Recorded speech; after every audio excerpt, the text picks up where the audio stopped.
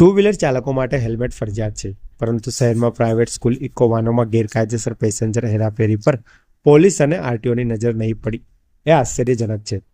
આજના દિવસે સોમા તળાવ નજીકની એક ખાનગી શાળાની ઇકો વાન વાઘોડિયા તરફના માર્ગ પર પલટી ખાઈ ગઈ, જેમાં અનેક વિદ્યાર્થીઓ ઇજાગ્રસ્ત થયા. તેમને તરત જ ધીરજ હોસ્પિટલમાં સારવાર માટે ખસેડવામાં આવ્યા છે.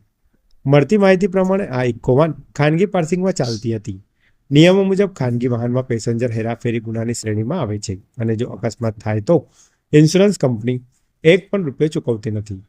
છતાં શહેરમાં વિદ્યાર્થીઓ સતત જોખમ હેઠળ વાહન સેવામાં લઈ જવાય છે.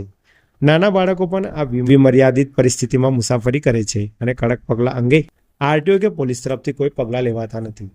લોકો હવે પ્રશ્નો ઉઠાવી રહ્યા છે કે વિદ્યાર્થીઓની સુરક્ષા માટે તંત્ર ક્યારે જાગશે. આ ઘટનાએ શહેરમાં ખાનગી સ્કૂલ વાહનોની હેરાફેરી પર દેખાવહીન નિયમ અને જોખમને ખુલ્લી આંખે રજૂ કર્યું છે.